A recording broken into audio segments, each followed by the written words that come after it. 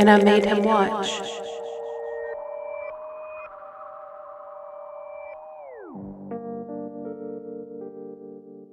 I'm sorry your MacBook is a piece of shit. Oh, thank you. You're welcome. Yeah. I feel bad that it's not connecting and now you have to like use your phone or something. Well, maybe one day this podcast will take off and we'll be able to afford new stuff. I mean, I don't think it's the stuff. I think your stuff is fine. I don't know what's going on with your connection though. So, yeah. I don't know. Yeah. So we spent like a good like half an hour trying to figure out what was wrong with the internet for his MacBook, and now here we are. Our lives are so eventful. Anyway, hello and welcome back to And I Made Him Watch, the podcast where I make my husband watch weird movies. I'm your host, Danny Page, and here with me forever and always, the man slowly losing his grip on reality thanks to my film choices, my husband and filmmaker, Troy Allen. Hi and hello. Hello, everyone out there in podcast land. My name is Troy, obviously, and this film that we watched today was a bit of a doozy. If you've been around for a while, you most likely heard our Alice episode. Mm-hmm. This movie was very similar in a way. There's taxidermied animals and live animals also, and wooden figurine people. Yeah, it's a stop motion. It's a stop motion animation film. Yeah. We're getting back into the weird shit. We've been back into weird shit. Hell yeah. I've been doing some more like mainstream like 80s and like buddy kind of like system and like kind of normal looking like movies. B movies really, but still like more on the normal and the societally like acceptable kind of type of shit. Yeah. This was something else. I loved it.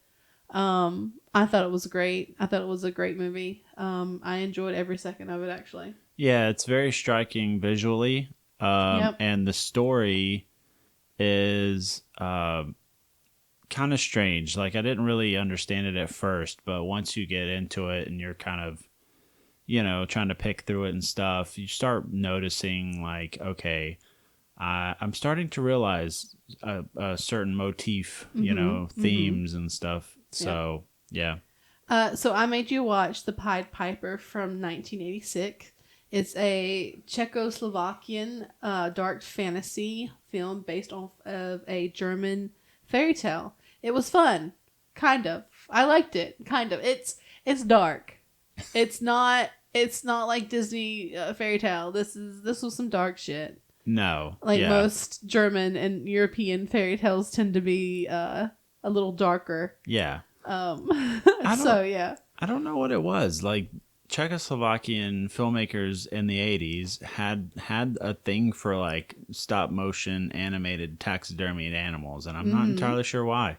I'm not hating on it, but at the same time it's like, okay, all right, maybe lay off the shrooms, Well, you have to think this is a time where this is 1986, so you still got a lot of shit going on in like Germany and stuff. I mean, you still got the Berlin Wall is still up. It's going to be up for another like 3 years. Lots of like conflict in between East and West Germany. The Soviet bloc and all that stuff. The Soviet bloc. So all of those, smaller countries like Ukraine, Czech, Siberia are still being affected by like this mother or these two greater, entities.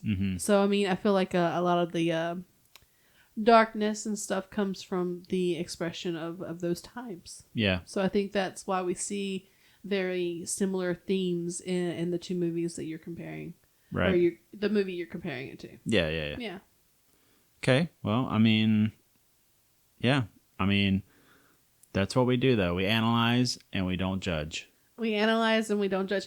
And another thing I really loved about this movie was that there wasn't a lot of information already out there.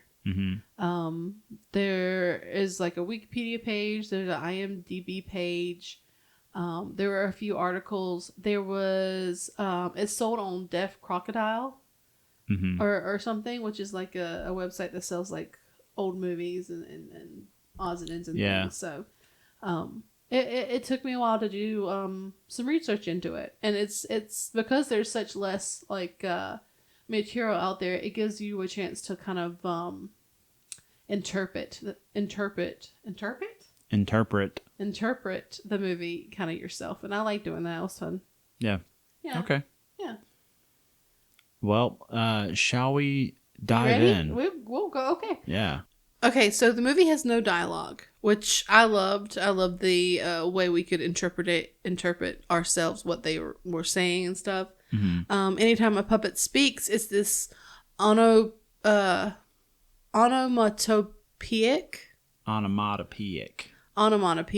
language. Yeah. So emotions are expressed with sounds instead of actual words.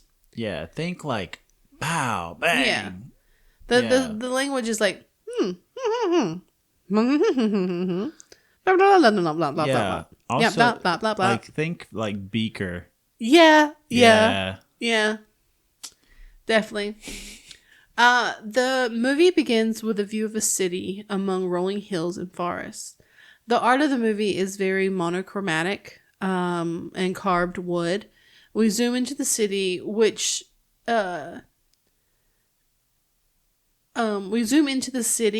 and then we cut back to these rusted looking gears that are starting to turn slowly. The city looks very jagged and pointed, and it appears to be carved out of the same piece of wood. It also could be clay. I think there was different times where it is wood and other times it's like clay and carved. But the scenery is carved together in these very long and sharp strokes at some point. And other points, the city is like carved into like a smooth piece, but all of it is like stacked together. It's very interesting imagery. I really liked it a lot. Enjoyed it. Yeah. Honestly, that very first shot, the opening shot, reminded me of Van Gogh's Starry Night. I get that. Yeah. Yeah. But yeah, like the people are supposed to be wood, and it does look like they're carved out of wood. Mm-hmm. So I believe that. And you can clearly see like, the wires and stuff that are holding them together, like their skeletal features and stuff. And then other parts are kind of, like you said, seem to be molded out of clay and all that stuff. With the gears, and there's two mice like banging on this bell at the beginning. Well, it kind of reminds me of like imagine like a cuckoo clock. Like the people pop out of this cuckoo clock, and then they go back inside, and there's this whole like world inside where they live. Yeah, exactly. Actually, yeah. The gears are part of a clock within the city of Hamelin, and as they crank faster, the sun begins to rise. Throughout the introduction, we see more pieces of the clock. The hands of the clock are like a sun and a moon. There's a depiction of two rats ringing a bell at the top of the clock that wake the people. Yeah. So, and like you said, the city begins to wake up, and the people of the city appear to be made from wood and clay. The puppeteers did a great job of making the city and the puppets look like cogs in a machine. It's very mechanical. So, like you said, it is like that type of feeling of being a part of a machine. Every little piece has like some other thing it goes to, and that goes to another piece to make the machine work and run smoothly. Right. So Hamelin is a medieval city. So the set architecture is very gothic and pointy. It has the appearance of being carved from stone and wood. This episode is going to have a lot of narrative descriptions because again, there's no dialogue. So it is a lot of me just explaining the scenes and what's happening in them, and no actual like talking, really, communication. It's like picture this, these two dudes are gonna fucking rip a chicken apart. I don't think that happens. They come close. Oh, they okay. come close. Oh, all right. You'll see. I'll see. They won't see, but you see. I mean, they could see too. They could see if you wanted to. Obviously, yeah. It's on suggest Tubi. It's on Tubi. It's also on the Internet Archive. So I watched it for free. We both watched it for free. Yeah. So. Yep. We are given more of a detailed look into the inner workings of the city.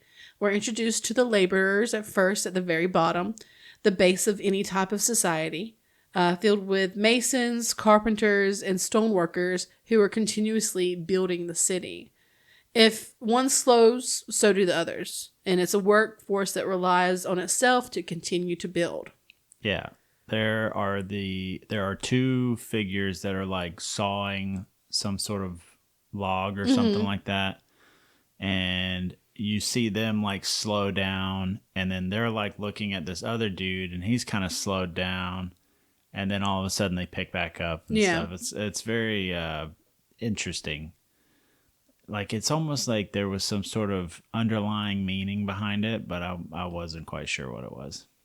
I think it was just the way people tend to worry about what other people are doing. So they have to be worried about what they're doing instead of actually doing what they're supposed to be doing kind of thing. Exactly.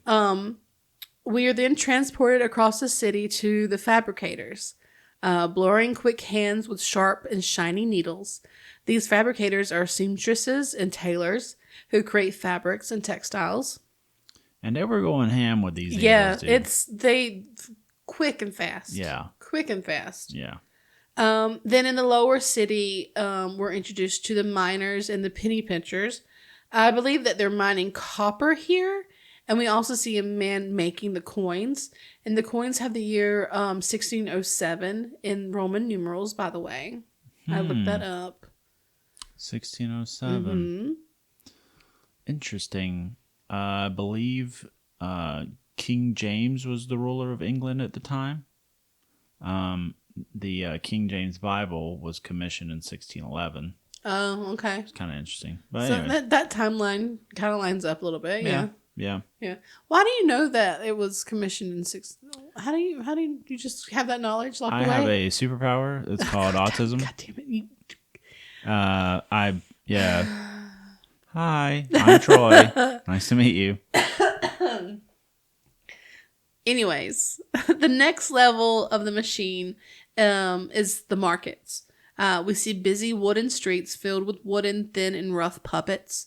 Their bodies have these very sharp and angled cuts to them, and their hands are either very blocky, which I think resembles male figures, and then long and thin, and even pointy hands that represent female figures. The puppets from different shopping points begin haggling with everyone. As they do so, the visuals of copper coins and the price they suggest appear falling from their mouths, which I really liked a lot. Mm-hmm. That was a great way to communicate what was happening. Yeah. Brilliant. Some of the puppets come to an agreement, others not so much. I just said, I was like, their bartering system is so cool. Like, just throw that shit on a scale and just spit out coins at each other.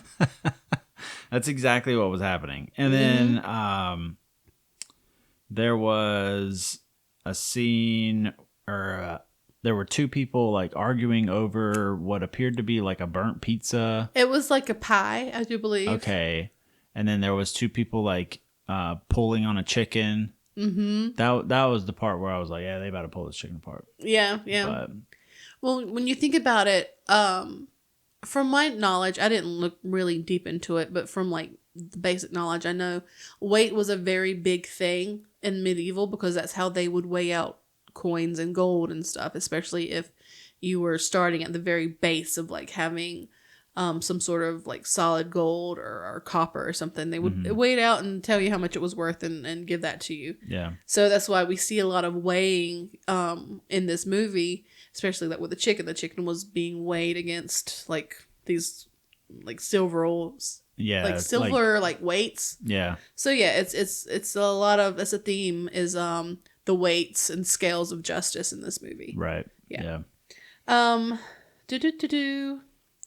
As the sales continue, we see a rat poke its head out from bags of grain, and it makes a dive for a baked good and then scurries away through the busy market. The people then chase the rat and then beat it to death in the streets. Yeah. and someone snatches up that pie. I was like, so that was a taxidermic mouse that they beat to death, right? I mean, that's kind of fucked up. Yeah, it was. I mean, the only like colors we see in this movie are red. Everything else is kind of monochromatic and very dulled out. Yeah. Which gives that red, which looked very much like Kool-Aid. True. It looked very much like Kool-Aid. Just a very dramatic pop and very makes it more campy in a way. Yeah. But I mean, that's, rats were no good. No, I mean, obviously prior to this, like in reality, in our world, obviously we had the plague and all that stuff. And I think that's sort of like, I don't know, like I felt like the rats symbolized like the impoverished kind of, and how the upper class looks down on them, kind of. You know what I mean? Yeah, I get that. Yeah. And the only way that the rats can survive is by stealing and scrounging and stuff like that. So I mean, I don't know. Maybe it's a reach, but that's kind of what I was seeing in it. I don't think it's much of a reach. I mean, it's definitely like a discussion you could have about this movie. Yeah, definitely. Yep. Somewhere in the city, a man is stamping silver coins. So prior to this, they were mining copper and copper coins. So now we're going up a little bit in society, where he's stamping the silver coins. He weighs them out in exchange for copper coins. A woman is cheated out of flour by the miller. I'm pretty sure it's supposed to be flour. It's like salt or grains of sand. A woman is cheated out of flour by a miller. I'm pretty sure it's supposed to be flour. It's represented by like white sand. So, that's how I interpreted it. It is the medieval age, and it was made. It makes the most sense. Right. Yeah. It makes the most sense. Anyway, the guy then opens his chest to find a rat. The rat steals his coin and runs away. He yoinks it. Debo that shit. Okay. Anyways. We see the coin guy again, now stamping golden coins, which read Hemlin Devin, which is the name of the city in German, because it's where Hamlin is. It's a real city in Germany, but we'll get to that later. Yeah. Nice. We then meet the jeweler, who is displaying his shiny rocks to some customers. These puppets look a little smoother than the ones we've been seeing before. The jeweler is still a bit sharp around the edges. His fingers are made from long and smooth metal, and his face is carved with very sharpened shapes. Yep. Yeah. I don't know. Like, yeah, it's strange how like the women in this scene are much more, I guess, they're supposed to be more like aesthetically pleasing, you know? So I think the purpose of this is to show the difference of class here. Because you have the jeweler, and he does have human like features, but he is, like you said, he's sharp, he's a little darker, he's dirty, his hands are like, or his fingers are metal. Yeah. And then you have his customer, who is also made from wood. She's a little rough around the edges, but she still has very human-like features. Her eyes are very clearly, visible. She has lips. She has very nicer clothing on that are lighter colors and look cleaner. And then the other woman, well, I'm just gonna, as the jeweler shows a woman his pieces, I think it's her chaperone, who appears older and a little more worn, because she's very dark. She's wood.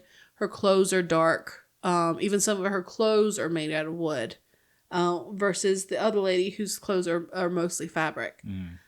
She watches the younger woman admire the jewelry, and she becomes jealous. When the jeweler and customer are distracted, the woman bends one of the pendants on a necklace. So as it's placed around the customer's neck, the jewelry scratches the woman, which causes a ruckus.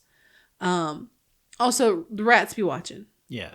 So after the necklace scratches the jeweler and her look around for the other woman, and the other woman's like like she's scared. Yeah. So I think it was a look into how the society is and how different the levels of wealth were. Yeah. When it scratches her, we see this like, scratch in the wood, and then the bright red blood comes out and stuff, and she's screaming and all that, and it's very startling. But I loved the having the wood and then the introduction of that bright red, as this like stark reminder that this is humanity or whatever. So yeah, the practical effects for this is amazing. Yeah. I loved it. It's great. Yeah. I'll always be a stop motion type of girl. I'll always be a stop motion type of girl. Okay, there's nothing about stop motion that would make it bad for me. They couldn't stop motion. You never go wrong with stop motion, honestly. Yeah, I mean, I loved. There's a lot of stop motion movies that I love, like the Fantastic Mr. Fox. I love, Wallace I love and Gromit. Paranorman. Paranorman is one of my favorite movies of all time. Coraline is really good. Matter of fact, when I was in film school, one of the projects we had to do, I did mine on this gentleman who was also a Full Sail alumni, but he went to work at Leica Studios, which they did Coraline. Yeah. So he was one of the guys that was doing the stop motion and stuff for Coraline and all that. So that's cool. Very interesting. Yeah. Yeah. I mean, it's just fun. It's delightful. I love it. Yeah. So then we have more stamping of coins. These appear to be gold, but also include a ruby eye. There's like a little ruby in the eye. I think it could be just like the film being old, but it looks like there's a ruby. Yeah. We then are introduced to the merchant, who was very wealthy, and he adds to his wealth as a rat watches from a secret spot. Also, the real life rat close-ups they use are actually super cute. They're like very, very cute. I love them. They're little pink noses. Yeah, the little pink noses and stuff. Yeah, rats are pretty cute, honestly. The merchant admires his things as he stores them for the night. Really loving on this furs and these jeweled embroidered fabrics. Very lush and very lavish, and he locks these things away, including a rat unknown to him, before retiring for the evening. I was like, no, he's gonna die in there. Yeah, he doesn't. He's comfy. He's comfy. He's cuddly in them fabrics, like on top of the fur and stuff. Yeah, he's fine. He's all right. Yeah. We watch as I think it's the miller from earlier. Are you sure? No, it's not. Think? It's not the miller. Who is it? It's one of the. Oh fuck! It's one of the head honcho dudes from later, but it's not the miller because the miller had a hat on, and he was kind of a little chunkier. Well, you're right. He was chunkier, and this puppet was more skinnier. I think the reason I thought it was the miller was because of the rats stealing the flour. Right. Yeah. Right. Yeah. So we watch as one of the leaders of the city, or a man, hauls a large sack deep into the city. He maneuvers himself deeper and deeper into in an underground chamber where he's been hoarding his gold. He then becomes paranoid and turns around to find a rat stealing his flour. Oops. Oopsies. Just sitting there like, run. I mean, it's so funny too, because he's like dragging this bag of flour and leaving a trail behind him. And like he pulls his whole ass fucking sack into the wall with him. Yep. He just... Also, I don't think the sack he was carrying was full of gold coins. Right, no, the guy that the sack the guy was carrying was full of coins, yeah. But the bag that the rat the rat. Yeah. You said he or him or whatever, so I was like, oh, you mean I think I just assumed that the rat was a male. Maybe I'm sorry about that. No, it's okay. I thought you were talking about the guy. No, it was just a little miscommunication. It's okay. The rat, the rat was hauling a huge ass bag of flour. Yeah, what are they gonna do with flour? Rats are just gonna eat the flour? No, are they bacon? You ain't never seen Ratatouille, bro? That motherfuckers be up there. That was not a setup. That was not a setup. There, everyone, that was him making the fucking bolognese. I don't know what to do. You don't. I don't. Welcome to And I Made Him Watch. We do funny shit all the time. I think so. I do at least. I get some crackles and cackles you out. get a good one every now and then. Yeah. I'm just hitting them. Just you set them up and I knock them down, dude. I don't know if I think you might be hitting them, but I don't know if you're knocking them down. You might be tapping them, like like a silly sticky hand. Like you're hitting them with a silly sticky hand. I'd be slapping them. I'd be. Whoosh, Back to the coins. We watched these very small-headed and dark wooden puppets count coins and record the number of coins that they've made in that day. As each finish their sums, they scurry off into the castle, scurrying away like little rats themselves, actually, because the rats actually begin to follow them.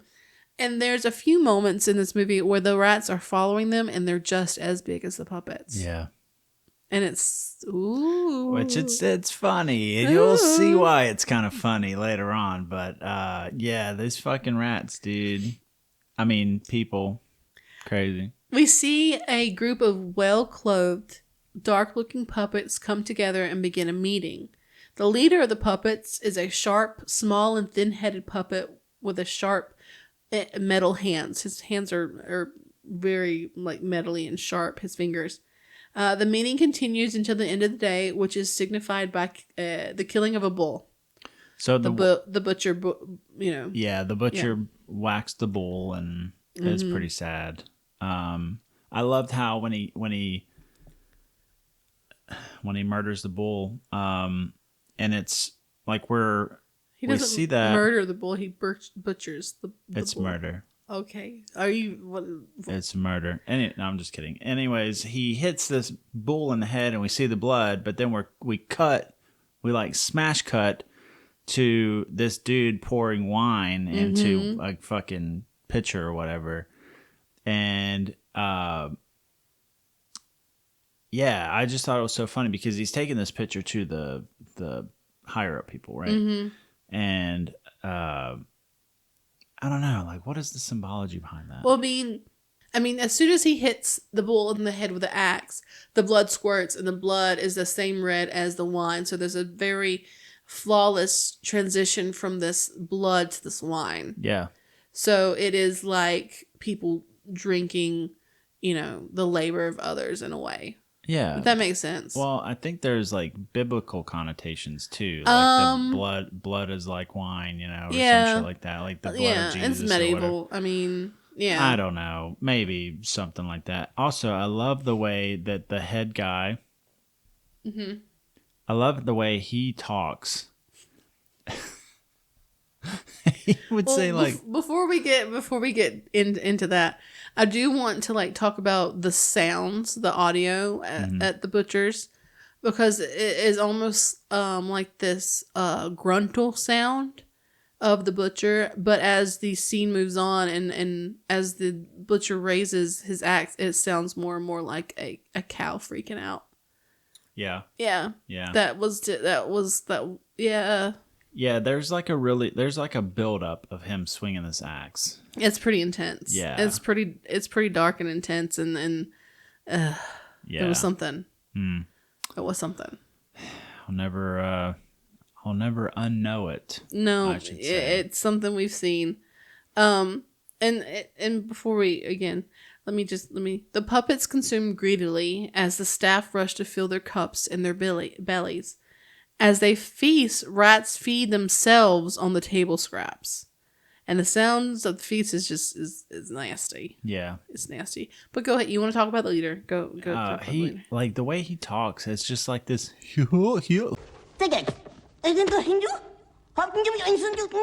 Next.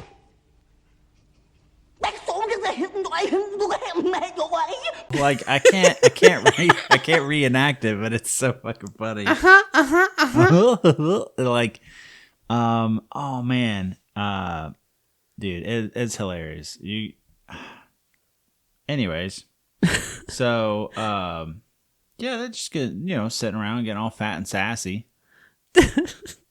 Around the city, people prepare for the night in different ways, but mostly prostitution. The puppets have little to no facial features here, and their hands are very thin and dull metal. Also, the rats do it too. Hell yeah. Hell yeah. Yeah. Sleep settles in, and the feast died down with only the leader left drinking by himself. Slowly, the lights of the city die one by one until there's only dark shadows and the sound of rats moving and clawing their way through the city. And we got all types of rats, okay? We got rats that like coins, the merchant's coins to be specific. We got rats that like sausages. The rats work together to snatch a batch of sausages and pull them deep into the underground. We also got cats. We also got rats that like paper, rats that like keys, rats that like to sleep on a bed of jewels.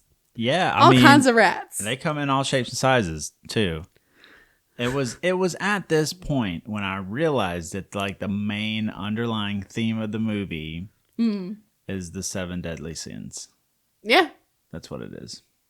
Because we've already seen greed. Yes, we watched a fuck ton of gluttony. Gluttony. There was lust. Yes, lust. And then several moments of lust. Yeah. And then whatever wrath. Yes, there was wrath. There was what's the other ones? I can't remember. Anyways, obviously we're seeing the 7 deadly sins. So, but like that's. What really fascinates me about film though is like when you study film, when you actually like make it a point to study film, you start to pick up things that the normal viewer wouldn't pick up. Yeah. Like for instance, when I was in film school, I had to watch several films on a very particular theme, and that theme was the theme of Jesus Christ and his story. Yeah. Right? So I watched like Cool Hand Luke, One Flew Over the Cuckoo's Nest, and Dead Poet Society. And all three of those movies had the underlying theme of one of these characters is a savior type character. Yeah. Would you like to know all 7? Yes. Okay. It's pride, greed, wrath, envy, lust, gluttony, and sloth. Envy was the jewelry. Yes. Okay. You're doing it. You're doing it. You're putting it together, boy. You're putting it together. I love this. I love this for you. Sloth was when we saw the 2 dudes cutting the wood and then they just kind of stopped. That's yeah. Which I feel like was a little too on the nose, but maybe there's other instances of it too. Yeah, there are. Yeah. But obviously that's what we're seeing in the movie. So very interesting though. Very, very interesting. Well, what about pride? Where do we see pride in the movie? Oh, man. Pride. I don't know. I think we see it several times, I think. Yeah. With the jeweler, and we'll get into that later. Also, the leaders. And refusing the payment and stuff, what they promise. Yeah. So yeah, you're right. We do see all of the themes of the 7 deadly sins. You're correct. You got it. Oh yeah, we're talking about the rats. So we got all kinds of rats. The practical effects they use to create the visuals of the rats burrowing through the ground is going to be one of my favorite practical effects ever. And for the rest of my life. I have 2 theories on how they did it. I'm sure it's more obvious to you. But here are my 2 guesses, okay? A, it's like a textured foam that's been carved out and painted. Or B, it's like poured cement, like they made a mold out of something random and then just poured cement around it. And they have the rats scurrying through on a wide shot, like above it. You want to know which one is correct? Yeah. It's the first one. It's the first one? Textured foam? Because it's easier to work with. Yeah. And it's cheaper. Okay. The rats that you see in the tunnel scenes are also taxidermied rats. Oh, yeah. So, yeah, we know that. So what they would have done, what I would have done in this situation, is I would have filmed it from a top-down shot. Yeah. Right? An overhead shot. Had it laying down, and then just had fishing line tied to the rat and just dragged it through the tunnel. I don't know. I don't think they dragged it through. I think it was like stop motion. They would move it a little bit, take a shot, move it a little bit, and take a shot. Well, yeah. I mean, you could do that. Obviously, it being stop motion film, like, that would make sense. And the only reason why my second guess was concrete is because of the texture we see. Like, it is very, like, grainy and hard looking, like almost like stone-like. Yeah, that mostly was just spray paint. Probably, yeah. Because, I mean, a lot of people, especially people that make it a hobby to do, like, dioramas and stuff, I mean, they don't ever use, like, actual concrete. It's always, like, foam or, something along those lines. Well, like you said, it's easier, it's lighter, it's cheaper. Yeah. So the night comes and goes. The cogs and gears of the city begin again. The morning is interrupted, though, by a swarm of rats that crash from a window and into the market. The rats run through, causing disruption. From afar, a stranger is seen approaching the city as the chaos of the rats continue. Dude, when I first saw this guy, I was like, who the fuck is this, bro? Oh, yeah? This is like, this motherfucker walking up with hair like fucking Luke Skywalker, dude. Yeah, a little bit. So, it was very interesting. At this point, I was like, ooh, this is getting good, dude. This is crazy. So while our stranger approaches the city, the miller is attacked by a rat and wastes some precious flour. He tries to kill one, but it ends up scratching his face and escaping. A rat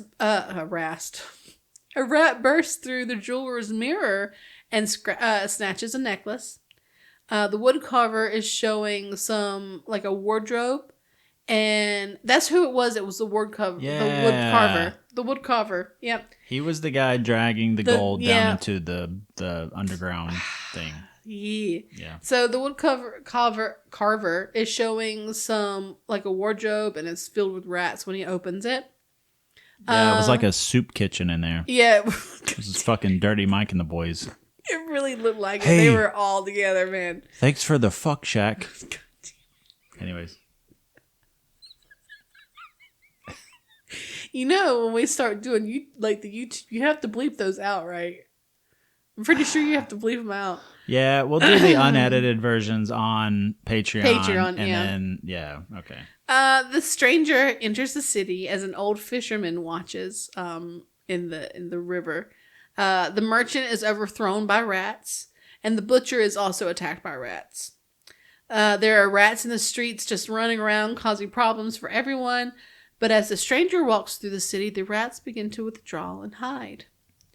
In the castle, the leaders sit down for their meeting, but the rats have chewed through the leader's chair, which causes him to fall back and causes more of a ruckus. Yeah, so think like Nosferatu level, like Nosferatu plague level of rats. Yeah. Just lots of rats. All over the place. Then this guy, this unknown gentleman, approaches, and these rats are like, oh, fuck, dude. Here we go again. Like, they know who this dude is. Yeah. He kind of just, like, burst in. The stranger shows up at the meeting place. And, of course, the leaders are like, who the fuck, kind of thing. They were just like, who the fuck is this? The stranger then begins to play this chaotic, high-pitched tune with this, like, recorder or, what is it? Yeah, it's a recorder. A recorder. The rats appear to like it a lot and begin to crawl out of the hiding places. He then leads the rats out to an open window. The leader then approaches the piper, and they offer him a reward of 100 or 1,000 gold pieces, by the way, to remove all the rats. And what does he do? The piper gets right to work. Like, work right away. Okay? He begins to play his pipe, summoning the rats from all over the city, and as he does, the people retreat from him, even turning their noses up him as he leads the rats away. I mean, like, this these motherfucker's fuckers. the Rat King, bro. Fucking, I labeled him that's as a real the thing. It's a real thing, and it's not what you think it is. Okay. Do you know what a rat king is? I don't know if I want to know. Tell the listeners what it is. A rat king is when a community of rats get tangled up together. Like their tails get tangled into like a ball, and they are kind of like stuck to like roam around together. That's kind of kinky. It's not. Oh no. No, okay. that's not good. That's disgusting. Well, Don't. I retract my last statement about him being the Rat King. Okay. I have labeled him now as the Mouse Whisperer. Okay, that's fine. Okay. Mm-hmm. And not the good one either. Okay, somewhere else in the city, a beautiful wig maker works peacefully as she hums to herself. Her puppet is very pale, has human-like characteristics, and has no sharpness to her features. The jeweler hears her humming and approaches her home. He lets himself into her house and makes a proposal, which she refuses. As he begins to harass her, he hears the piper and spots him outside, and the jeweler then panics and jumps out the window and runs away. The wig maker watches the piper lead the rats away. I don't really understand why she looked so different than everybody else. She resembles purity. Mm. And,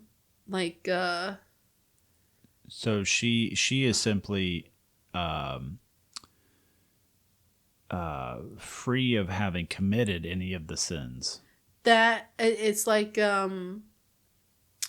she hasn't been corrupted. Right. She's uncorrupted. Yeah. Interesting. Yeah. Somewhere else in this. Oh no, I just read that part. Psych. The old man, fisherman that was at the beginning of when the stranger was entering, watches as the piper leads the rats off of a high cliff and into the water below. Like, imagine just watching that. You trying to fish, trying to feed yourself and your family. Yeah. And it's been a slow day. Like, you're just out there in your boat. Fish ain't biting. You know, fish ain't biting. Just you decide to, like... Plop. Splash. Plop, splash. Splash, splash, plop. Plop, plop, plop. And you look, and there's all these rats just falling off the cliff from the city. And there's one guy. He's up there, like, just jamming out to when his little fucking recorder thing. He ain't gonna catch no fish. Nah. Fish are gone. Yeah. Y'all done scared all the fishes away. Just scare the fish away. Oh, Making well. too much noise. The jeweler returns to the wig maker with a chest of treasure and tries to seduce her again. And once again, she refuses. The jeweler becomes more aggressive, but is once again cut off by the piper. The piper plays outside the wig maker's home, and she watches as he plays. And as he plays, for her, we get these very beautiful visuals of a garden being painted on a piece of wood, and it's very beautiful. There's lots of motion, a lot of animation on it. It's a very beautiful piece. The piper song comes to an end, and we see the piper and the wig maker sitting together. Yeah, it's like they were in love or something. I don't know. Yeah, it was like something blossoming. Yeah. Yeah. Yeah. Interesting. Night falls, and the butcher kills a pig this time, and the nighttime tradition continues with the feast. The city leader and his group gorge themselves on food and wine. Then the piper returns for his payment of 1,000 gold pieces or coins. The leader of the city then simply tosses him a black button and sends him on the way. Cheap asses. Well, you know, I guess they're gonna get what's due. Someone's gonna pay, you know. Yeah. He did a lot of hard work. Yeah. It's a lot of time. It's a little, piping. It's time to pay the piper. It's time to pay the piper. Oh. The leaders laugh together and continue to feast. A drunk jeweler and 2 guards come to the wigmaker's house later that night as the piper is angry and storming around the city, pretty much wandering around himself. The jeweler tries to barge in to the wigmaker, who then slams her door on his arm. The guards then break through her window, and the jeweler breaks through the door. They then assault and murder the wig maker. Yeah, it's kind of fucked up. Yeah, it's really fucked up. Yeah. The Piper finally returns to the wig maker's home and finds her lifeless body and her home destroyed. It was at this point where I was like, our boy, the Mouse Whisperer, he's about to commit some atrocities, bro. Because they were in war love. crimes. Yeah, war crimes. War crime time. And you know what? War crime time. Yeah. War crime time. You know, good for him. Yeah. You know what? I support this decision 110%. Yeah. Sometimes war crimes are good. Yeah. The Piper then travels to the clock tower, and it's to the tallest point of the city. It's very cathedral-like, very gothic as he travels up these winding steps, and there are these gargoyles everywhere. At the top, he finds the gears and the clogs that control the city, and the statue of death holding an hourglass that turns to look at him for a little bit. He watches the gears turn as the sun begins to come up, and the hourglass runs out as the gears of the city stop. The Piper begins to play as the city begins to come back to life for the day. Yeah, that the statue of death, he just turns, and he's just like, "Saw dude, Sup, fool? saw dude, what's up?" You new here, huh? Yeah. Yeah. People usually don't sit with me at lunchtime, but you're cool. I'm sorry. The people stop suddenly to listen to the Piper. Then slowly, the people begin to turn into rats. The people begin to panic as they watch each other turn, and the Piper then begins to wander through the city, and the rat people forced to follow him. Some of the rats have fully changed, some still wear their human clothes, and others have human heads with rat bodies. So now we understand fully the foreshadowing of earlier when in some of the shots the rats were just as big as the people. Mm-hmm. You know, or I'm trying to remember now, like the rats following the people closely, like taking their scraps and shit like that. Kind of integrating themselves into society in a way. Yeah. So. Yeah. The butcher rat is caught in a trap, trying to follow the Piper. The Piper leads the rats to the cliff where they begin to fall off as the old fisherman watches from his boat again. The last rat, the jeweler rat, tries to deny the Piper, but the Piper hits that high note and the jeweler rat follows the others down the cliff. He was like, "Don't make me summon Mariah." Okay. He hit that whistle note I'm on hitting that a recorder. whistle note, bro. He did. The old fisherman confronts the Piper, who is now gone, and all that's left is his hood that then flies off and disappears with the wind. Like, this motherfucker's Doctor Strange. Yeah. So the old fisherman wanders the empty streets of the city. He then hears the cry of a baby, who he then collects and leaves the ghost city. We watch as the old fisherman carries the baby through the garden painting and disappears. I wonder who the baby was. It's just a baby. I don't know. It's not just any baby. Okay. It's the Rat King. Okay.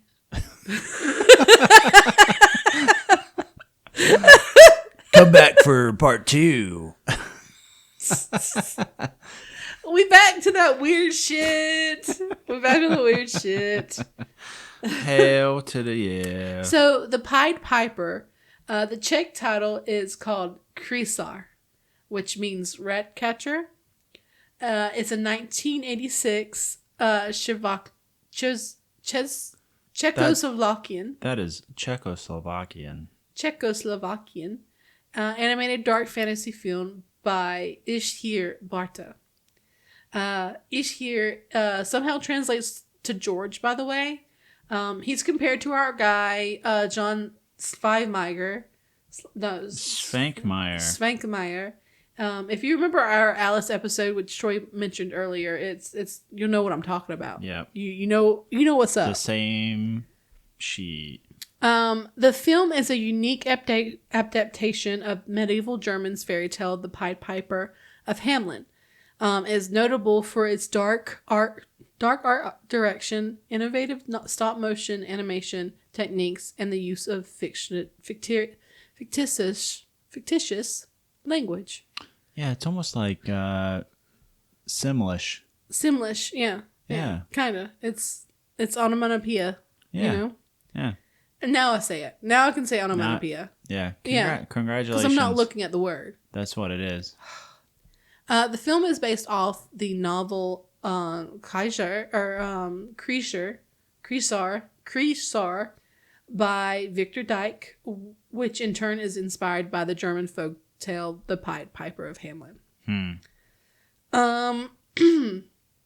The Pied Piper of Hamelin is based off of a grim historical event where 130 children disappeared from the town in 1284. So this actually is an event that is recorded.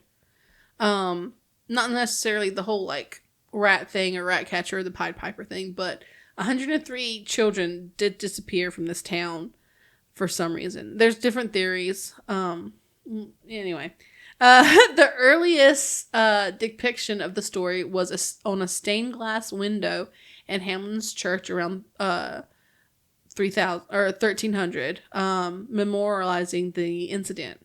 The first known written mention of the tale appears in a, how do you say? I think it's Lundberg manuscript from 1384. And of course, the tale of the Pied Piper has no single author. It was actually passed down orally for centuries before being written down. One of the most famous literary versions was recorded by Jacob and Wilhelm Grimm in 1816 as part of their collection of Deutsche Sagen, which is German legends. Preserving the eerie folktale and reinforcing its theme of broken promises and mysterious disappearances. So yeah, these there was like 130 kids just went missing this year. There's a few theories that there was like a certain plague that happened and a lot of kids died. It could have been immigration, and then of course it's slavery and other things that. I bet you it was Krampus. It could have been Krampus. That son of a bitch. He still owes me like $20. You need to talk to him about that. I know.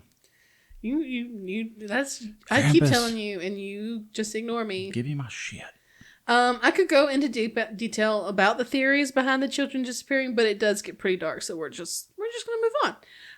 There is a nice thing, kind of, if you don't think about it too much. The town of Hamelin, Germany, holds a festival and performances reenacting the tale. That sounds pretty cool. I mean, it's celebration celebrating the disappearance of 130 kids, but again, we don't have to think about it too hard. Yeah, you know? I mean, true. Granted, that was almost 1,000 years ago. Yeah. So I feel like it's not too soon now. I mean, we still like. We off. We about like 275 years off from it being 1,000 years. That's why I said almost. I mean, is that closer almost? than not. I don't know if that's almost. So what do you think about the underlying messages of corruption and greed in this movie? Very topical.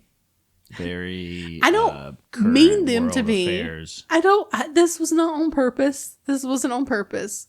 I originally wanted to watch Celine and something. I can't remember the name of the movie exactly, but it was like a French film. I originally wanted to watch a French film, but I can't watch that French film currently. So this is the next on the list. Right. So it wasn't meant to be this movie this week. And again, it's kind of the same when of They Lived. Yeah. You have a lot of hierarchy type of shit going on. Right. Yeah. I mean, I guess you could read into it if you want to. I mean, but you should treat the people who work for you kindly and pay them what you fucking owe them. That's the message. Oof. That's the lesson of this fucking of this thing. Because if not, worse things could happen to you. Yeah, you turn into a fucking rat, bro. Don't be that guy. You know. That's kind of like Fight Club, bro. Take care of your shit. Do the right thing. Treat people kindly.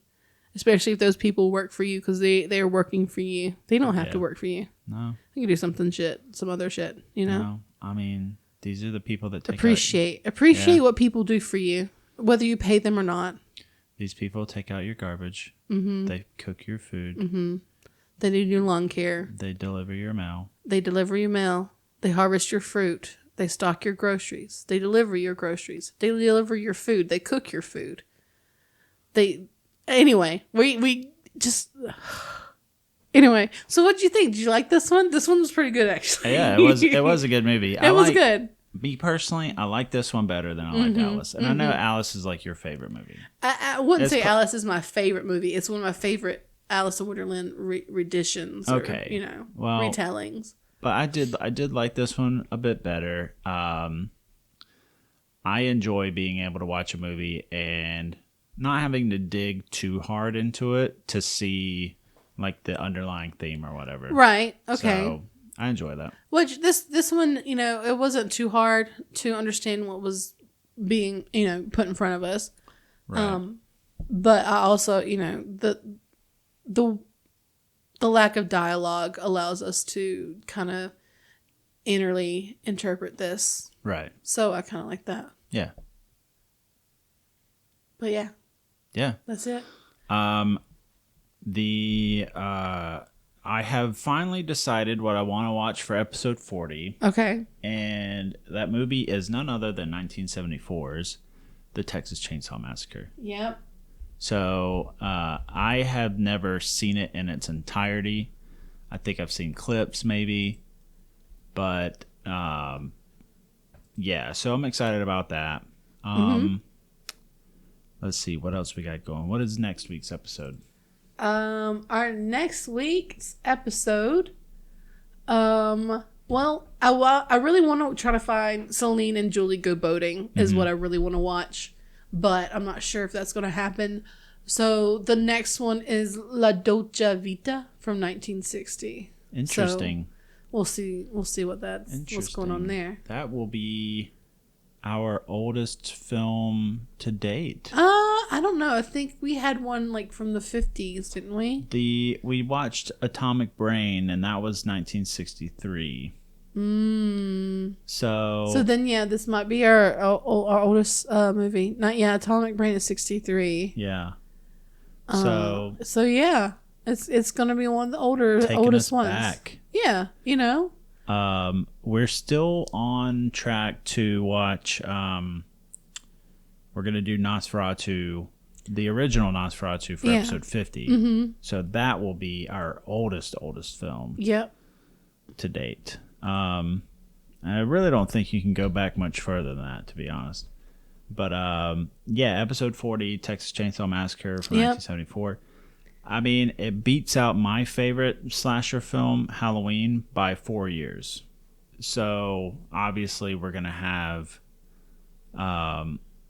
a lot of influence taken from Texas Chainsaw Massacre and Halloween. So I'm excited to see it for sure. It's been a while since I've watched it, but I've watched it a few times. But yeah, Texas Chainsaw Massacre is a classic. It's out there. It's something else. Some may consider it to be a bit too mainstream for the podcast, but I mean, no, not really. No, not the original. I don't think the original one, which we'll watch, is. Yeah, it's not pretty mainstream. I don't know if a lot of people have watched the original one. I think they've watched a lot of the remakes because there are a lot of remakes. Right. I feel like there's enough B-horror elements in the film to make it, worthwhile for the podcast. It's an old film. Yeah. It doesn't have to be B movie, obviously. Right. You don't really. We watch things that you don't watch normally. Okay, who cares? Right. Honestly, at this point, we're gonna watch whatever the fuck we want to watch. Yep. As long as it's like vintage. True. Okay. Okay. Deal with it. All right. Anyways. I'm sorry. Anyways. With that, thank you for tuning in to Animate and Watch. If you enjoyed this episode, don't forget to check out our other episodes where we dive into more earring and thrilling films. You can find us on Spotify, YouTube, or anywhere else you get your podcasts. Stay connected with us on social media. Follow us on Facebook, Instagram, and Blue Sky for updates and behind-the-scenes content. Make sure to subscribe to our Spotify and YouTube to make sure you're, up with the times, as it were. For more information and to explore our full episode library, visit our website at www.andimadehimwatch.com, all one word. Your support means the world to us, and we'd love to hear your thoughts and feedback. Share your favorite moments, suggest movies for us to cover, or just say hi. But as always, stay spooky. Bye.